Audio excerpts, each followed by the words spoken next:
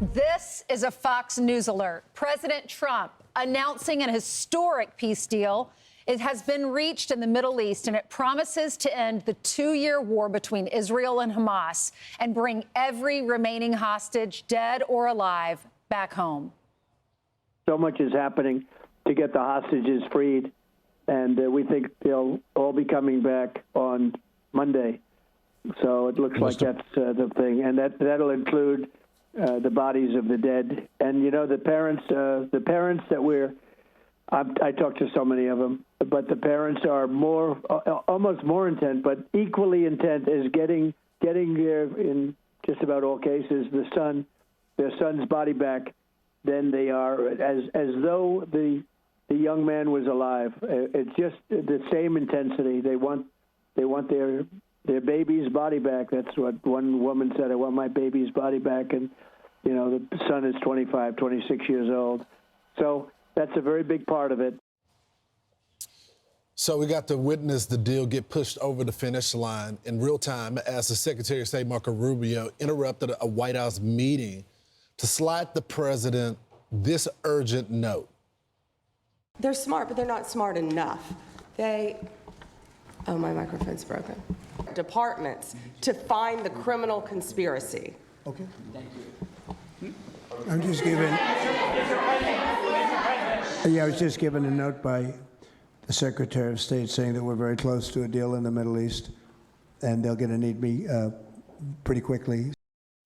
Most transparent presidency you're ever going to see. Wow. Emotional scenes breaking out in Israel, understandably, last night as friends and family of the hostages heard the news. They're coming together to celebrate as we now wait to see if Hamas ends its reign of terror and holds up their end of the bargain. And that's going to be key, guys. They got to get the 52 in place, the 20-plus that we hope are alive, and then bring them from different desperate ports of Gaza, bring them together and get them out. Now, in turn, there's going to be a lot of prisoners that are going to be getting out. And I guess they got to settle on the numbers now and who's on the roster of prisoners to be released. 200 plus are on life sentences.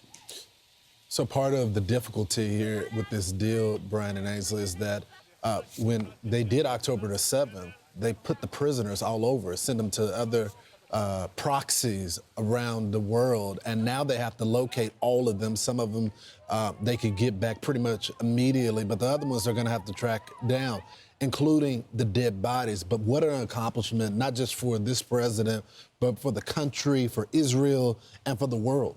This is phase one.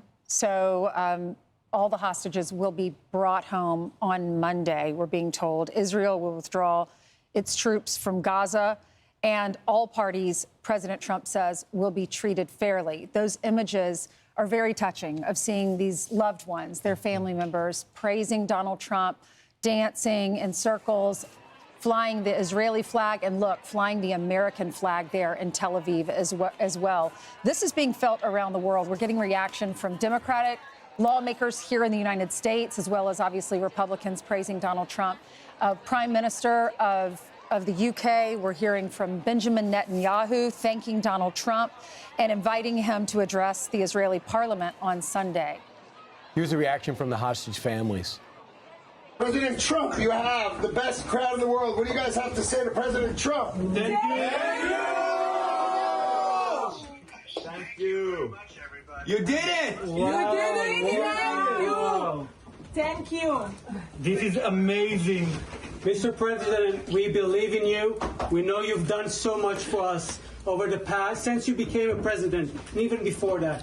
And we trust you'll fulfill the mission until every hostage, every 48 of the hostages are home. Thank you so much. Blessed be the peacemakers. God bless you, Mr. President. God bless America. Thank you very much. You just take care of yourselves.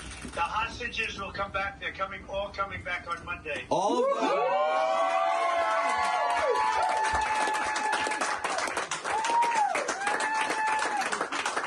Thank you, sir. Thank you. So long. Goodbye. All right. This does not happen without the president, Brian, but it also doesn't happen without these families as well.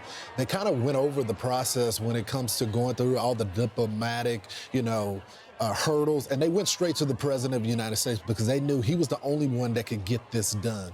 I think that's a great point because the families were really great advocates for their loved ones and their family members and friends. But they have to also be cognizant of the fact that if they just said, give me all the hostages back as everyone would want, they'd say, well, there's going to be another 2,000 killed because Hamas made it clear this is just the beginning. We're going to keep giving you more October 7th. That's what the prime minister has in his head. I have to eliminate this consistent sense of doom that Hamas, with daily rockets into all different areas arbitrarily into Israel, has to stop. And we know what's happened when they took out Iran's nuclear program and they severely almost destroyed Hezbollah. We hope they're finished off soon. But a couple of things that are going on. How is it that the Palestinian Authority, the Egyptian president, the prime minister of Israel, the hostage families, Hamas calling on Donald Trump to confirm this deal and make Israel follow through, they all have one thing in common. They all have different interests, but they all were leaning on President Trump to bring this plane in. And I'm not exaggerating. How did he do it? This is what's going to be written about. How did he remain the most popular politician in Israel while being the most accessible in the Arab world and possibly the most respected at the most divisive time? Yep. There are 2 Americans that are believed to be dead that are hostages, that their bodies will be brought back home. There's Itay Chen, 19-year-old dual U.S. and Israeli citizen, was serving the IDF when he was killed. Born in the U.S. and raised in Israel, and former Boy Scout, loved basketball and video games, but his parents are demanding for the return of their son's body for a proper burial. There's also Omer Nutra. He's a 21-year-old dual U.S. Israeli citizen, a native of Plainview, New York. Deferred college to go and serve in the IDF and was a tank platoon commander and the grandson of Holocaust survivors. Brian, to your point, the president used multiple tools with this deal.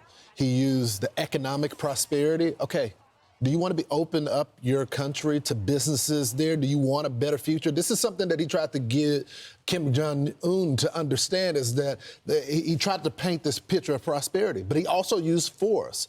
The destruction of the nuclear sites of Iran definitely put pressure, and he also used tariffs as well. Look at these pictures, Lawrence and Brian. I mean, they're all so young. Imagine what they've been through. And we're so grateful that they will be coming home, but they'll have a lot of healing ahead of them. Right, and we hope that number is in the high 20s, but we just don't know. An extremely rare moment unfolding on the word of the historic deals, both Israelis and Palestinians celebrating in the street. Steve Harrigan joins us now from Tel Aviv with details on what comes next. Steve. Ainsley, another excellent sign. Israeli officials now announcing that there is a ceasefire in Gaza. Now, Israeli forces still on the territory. They will respond if attacked, but basically taking up a defensive posture right now. So certainly an excellent sign. Ceasefire in this 2-year war from the Israeli side. President Trump saying the 48 hostages will be coming home on Monday. What we're going to see here next will be an Israeli cabinet meeting. It's likely that most or all of those cabinet members will sign off on this deal. And then over the next 24 hours, we're likely to see the Israeli military redeploy inside of Gaza, moving back to a predetermined line. It's not exactly clear where that line will be at this point. After all the 48 hostages are released, only then will the Palestinian prisoners, 250 of them serving life terms, be released. Really, across this nation, people woke up with a tremendous sense of joy that you can just feel, especially family members of those living and of those who died in Hamas captivity. It's a happy day. It's a holiday here. That's what we wanted for such a long time. Carmel, my cousin, was murdered in captivity. She's not going to come back. It's too late for her, but it's not too late for 48 hostages who are going to come back. 20 of them are going to come back alive. And this is such a happy moment for us, the families of the hostages. Such a happy moment for all Israelis and for all the Middle East. President Trump stressing how important it is for those 28 dead hostages to come back to be returned to their families. And you can see there just how important it is. Of course, challenges still remain in the bigger picture in the longer term. Israel wants Hamas to disarm. Israel wants to make sure Hamas will play no role in a future government of Gaza. Those points still to be worked out. But President Trump invited to address the Knesset Sunday and then witness some of his masterful diplomacy. Guys, back to you. All right, thanks so much, Steve. The last thing, and we'll talk to Steve a little bit later, but I just think that the president gets that word when he's having the Antifa conference, and then as the details are getting ironed out, as Jared Kushner and Steve Witkoff led our delegation, then he was kind enough to hop on with Sean last night. Yes, here is Donald Trump talking about how the world has come together around this deal. We had some tremendous help, as you know, with everybody from Steve Witkoff and Jared Kushner and Marco, and we had everybody. JD, the whole group was just amazing, and the military was, as you know, very instrumental in getting this done. We have a great military with great leadership. The whole world came together, to be honest. So many countries that you wouldn't have even thought of it, they came together. The world has come together around this deal. So the world came together, but also, Brian, I think it's important to know that the president was already on this path in the first term. That's why I think it was so important to bring Jared Kushner in the final days of this, because obviously he was the architect of the Abraham Accords under the president's leadership. If he would have had another term back-to-back, I think October 7th would have never happened, for one. And number two, there would have been peace. He's picking up where he left off. Right, and the Arab world coming together, working with us, letting us take the lead on that, is because I think they're, for the first time in my lifetime, they're thinking economy and their future first. Joining us now from the Foundation of the Defense of Democracy, Dr. Jonathan Chanzer. Jonathan, great to see you. We're very optimistic. It seems like a great moment. What are your biggest worries right now as we look to execute the deal that's framed out? A couple things. I mean, first, let's just say this is an incredible day. Almost 2 years to the day after the war started, Donald Trump brings this to an end. So I think we've got a lot to celebrate. But I think, a couple things that I'm watching right now. Number one, Iran's not done with this war. There's probably another round with Israel coming. In other words, even if Hamas stops the war, Iran, its primary patriot, is still on the war path. They still want to destroy Israel. We're going to see another round. So, we have to keep an eye out on that. Donald Trump obviously has chastened the regime, but I don't know if it's done seeking those nukes, building those missiles, and certainly not trying to destroy the state of Israel. That is what this regime is built for. And so I'm still watching that. I'm concerned. The Houthis, we've been watching them. They've been firing missiles, and nothing is going to stop them from continuing to fire. If they want to, they may see this as a sign that maybe their war is ended because, well, quite frankly, the United States, Israel, they've been beating up on the Houthis every time they fired. So maybe they're willing to stand down, but it's not entirely clear. So we're watching all of that. And then just one other thing that I'm watching right now. I don't know who's getting released on the Palestinian side. I've heard rumors that there could be some senior people that are sitting in Israeli jails that have a lot of blood on their hands. That's the one thing that the right wing in Israel is watching for right now. I don't know if it's going to stop the deal, but you may hear some grumpiness out of Jerusalem a little bit later today. Dr. Chanzer, how do you think this happened? Because we're dealing with a terrorist organization. We saw what Hamas did on October 7th. What made them want to sit down at the table? In the photos, you have a Hamas leader, the Hamas leader, smiling. How did the United States and these Arab countries get Hamas to agree to this? Well, a couple things. I mean, number one, Hamas was defeated a long time ago. I mean, they are a shadow of themselves. The United States continue to provide the weapons to Israel despite all the pressure, despite all of the condemnation all around the world. I think Donald Trump held his ground. It was a remarkable show of fortitude to stand by our ally and to let them finish this war. Hamas really couldn't continue fighting. They were too weak to fight, and I think they just needed a little push over the edge to finally quit this war, and I do think that that's what's happened. But I also think that, this all started, in my view, on September 9th. The Israelis launched an attack in the heart of Doha, Qatar. That's where the Hamas leadership was based. The Qataris thought that no one would ever hit them. No one would ever dare to do this. And the moment that happened, the moment the Israelis took that initiative, I think the Qataris looked around, they said, wait a minute, We need a little help here from the United States. We want protection. Can you offer us protection? And Donald Trump swooped in. I got to say, this was a stroke of brilliance. The man said, okay, you know, we can help you. We can make sure that you're never attacked again. But you have to bring Hamas to heel. You've got to end this war. And that's what happened with Qatar.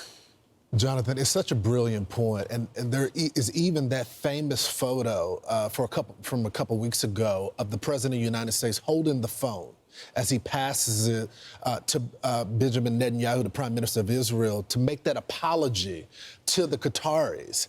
And from what I'm told with my sources in administration, that changed the whole thing around. It was a verbal conversation. I know it's just words, but it meant something to the Arab world. Yeah, I mean, look, I kind of think that Benjamin Netanyahu in that call, it was a little bit like, sorry, not sorry.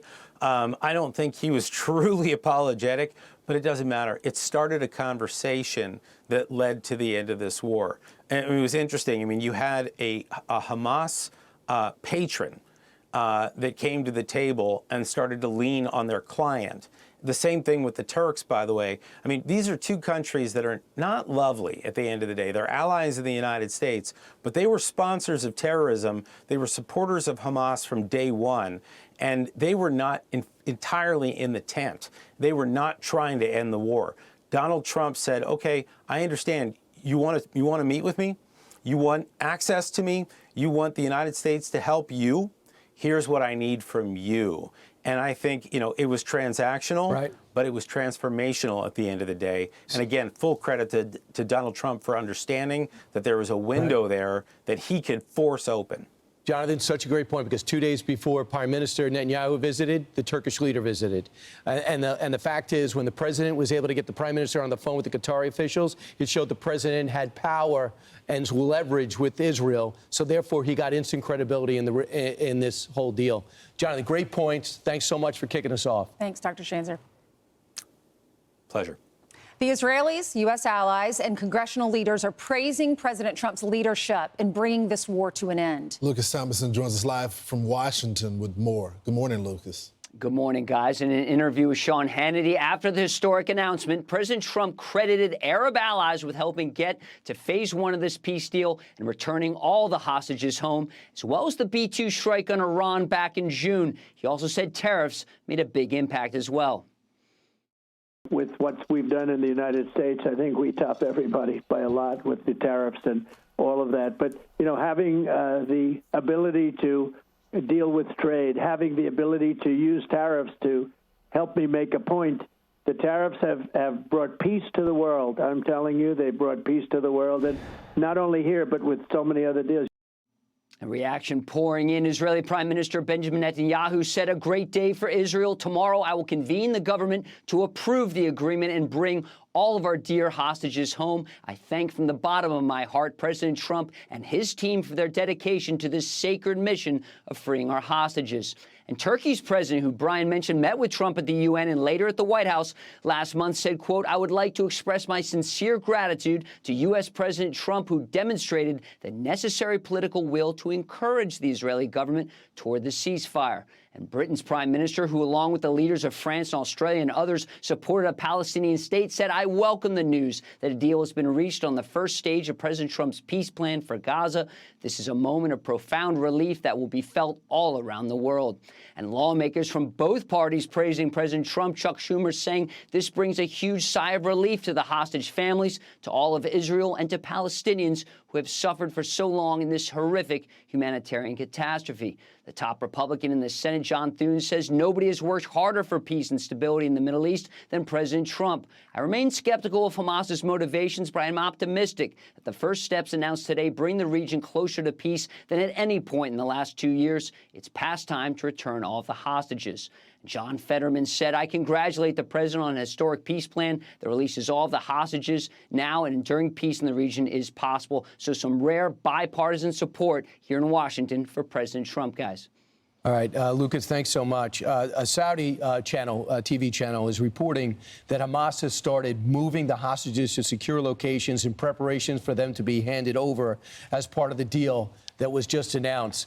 Jim Hansen, we're all moving forward, but we also have our eyes wide open about who we're dealing with. as you run counter-terror operations against groups like Hamas, as a U.S. Army Special Officer, what is your greatest worry at this hour? You cannot trust Hamas is everyone's greatest worry. I think what President Trump did was phenomenal. He put together a coalition of groups, countries that have never really worked together for one goal. And I mean, he made it a point from the very beginning of his presidency. His first trip was to Saudi Arabia, Qatar, and the United Arab Emirates. Getting those three together and on board, adding Turkey, Egypt, and others, was phenomenal. But in the end, none of those people can rely on Hamas to do the right thing. Hamas has never done the right thing. So I think that's going to be the difficulty, is everyone who has been pressuring them, and that has been at the behest of Donald Trump, needs to keep that up. And that's going to be the challenge through the rest of this process. You know, Jim, the standard for life when it comes to the radical Islamists versus the Jews has always been one Israeli life for 1,000 fighters. We saw that back in 2011 with Gilad Shalit, when they traded those 1,000 war fighters that were a part of Hamas. Yahya Sinwar was one of those people. And so I guess, you know, although we are celebrating this deal and this is great for the world, the concern is, could one of those fighters go back to the battlefield and plan on October the 7th? What can Israel do to ensure that doesn't happen? They will absolutely try to do that. Greg Roman, who runs the Middle East Forum, wrote a piece about that, specifically noting that the estimate is there's somewhere around 1,700 prisoners are going to be released, all of whom are some of the worst of Hamas, which is saying a lot. So when they go back, they have not had some magical conversion. You know, they did not undergo a transformation in prison to decide that they no longer hate the Jews.